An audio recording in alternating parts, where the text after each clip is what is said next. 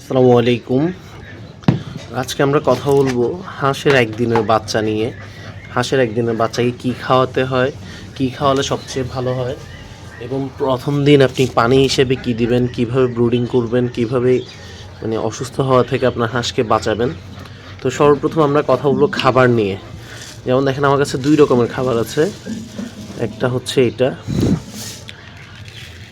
আর একটা হচ্ছে এটা। দুইটা দেখতে আপনার কাছে একই রকম মনে হতে পারে, তবে দুইটা কিন্তু আলাদা খাবার। এটা হচ্ছে ব্রয়লার স্টার্টার, আর এটা হচ্ছে সোনালি স্টার্টার। এটা হচ্ছে ব্রয়লার মুরগির জন্য ব্যবহার করা হয়, আর এটা হচ্ছে সোনালি মুরগির জন্য ব্যবহার করা হয়। এই খাবারটার মধ্যে প্রোটিন অনেক বেশি থাকে, যার কারণে গ্রোথ অনেক ভালো হয়। এটাতে প্রোটিন কম থাকে, যার কারণে গ্রোথ একটু স্লো হয়। তো আমি এটাও খাইয়ে দেখিয়েছি, এটাও খাইয়ে দিচ্ছি, কিন্তু এটাতে আপনার গ্রোথ কম আর এটাতে গ্রোথ বেশি আসে।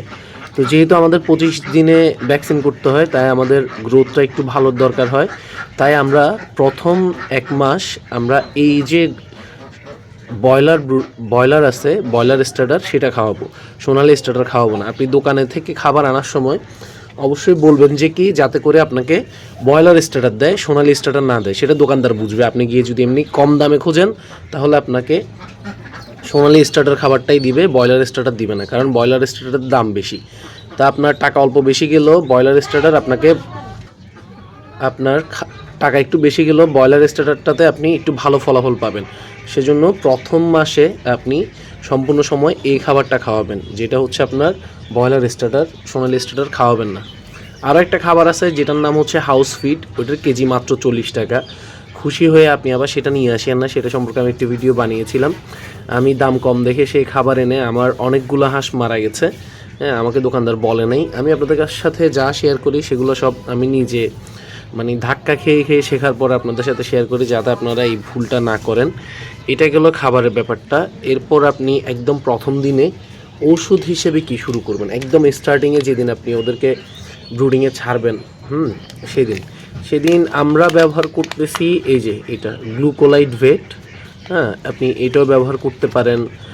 এটা না থাকলে আপনি সবচেয়ে কমন হচ্ছে লাইসোবিট আমার কাছে আপাতত নাই। আমি সবসময় লাইসোবিটই ব্যবহার করি। আজকে যেহেতু লাইসোবিট নেই আর আমার দোকান একটু দূরে, আমি তাই এটা ব্যবহার করব। এটা আপনি দিবেন 1 গ্রাম 1 লিটার পানিতে, এটা কমন হিসাব। আর এটাও যদি না থাকে, লাইসোবিটও না থাকে, তাহলে আপনি দিতে পারেন লেবুর রস। লেবুর রস আর একটু করে চিনি, এটা আপনি ব্যবহার করতে পারেন, কোনো সমস্যা নেই। লেবুর রস এবং চিনি দিয়ে প্রথম দিন শুরু করতে পারেন। হ্যাঁ, প্রথম দিন আপনি এটা আবার দেওয়ার পর আপনি প্রতি 4 ঘন্টা পর পর পানিটা পরিবর্তন করে ফেলবেন। মনে করেন এখন দিয়েছেন, এরপর ওরা পানি খাওয়ার পরে 4 ঘন্টা পরে কিছু পানি রয়ে গেছে, আপনি সেই পানিটা ফেলে আবার নতুন করে দিতে হবে। এটা গেল একটা।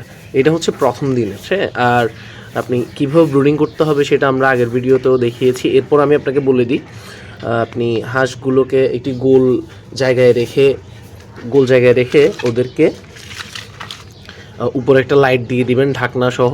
হ্যাঁ, জায়গাটা চেষ্টা করবেন গোল দেওয়ার জন্য, আর নিচে পেপার দিয়ে দিবেন। এরপর আমি ব্রুডিং করে দেখিয়ে দিচ্ছি আপনাদেরকে কিভাবে সেটা করতে হবে।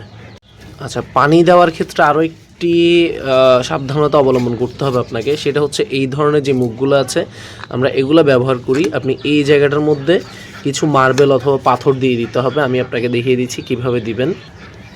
আমার কাছে রয়েছে মার্বেল। আপনার কাছে মার্বেল না থাকলে আপনি পাথর ব্যবহার করতে পারেন। দেখেন, এইভাবে দিয়ে দিবেন। কারণ হাঁসের বাচ্চা সাধারণত ওরা গোসল করতে পছন্দ করে, যেহেতু ওরা হাঁস। তো এই অবস্থায় যদি ওরা ভিজে যায়, তাহলে ওদের ঠান্ডা লেগে যাবে। আর ঠান্ডা লেগে গেলে ওদেরকে, এখন যেহেতু ঠান্ডা পড়ছে, ওদেরকে বাঁচানোর ব্যাপারটা খুবই আসলে সমস্যা হয়ে যাবে। হ্যাঁ, একবার ঠান্ডা লেগে গেলে ওদেরকে সুস্থ করাটা এখন অনেক টাফ। তাই আপনি এই ধরনের মার্বেল ব্যবহার করবেন, এতে করে ওরা পানি খেতে পারবে কিন্তু গোসল করতে পারবে না।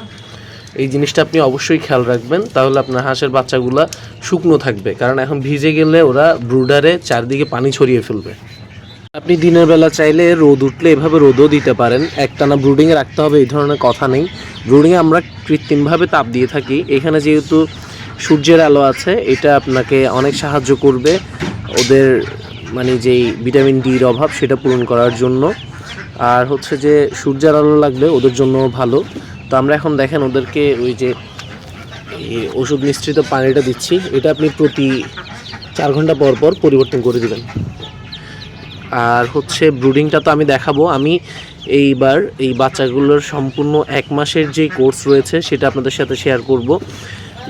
প্রথম দিন থেকে 30 দিন পর্যন্ত কোন দিন কী ওষুধ দিতে হয় সবগুলো। তো আশা করি আমাদের সাথেই থাকবেন। এটা ধারাবাহিকভাবে একটার পর একটা ভিডিও আসবে, আশা করি আমাদের সাথেই থাকবেন।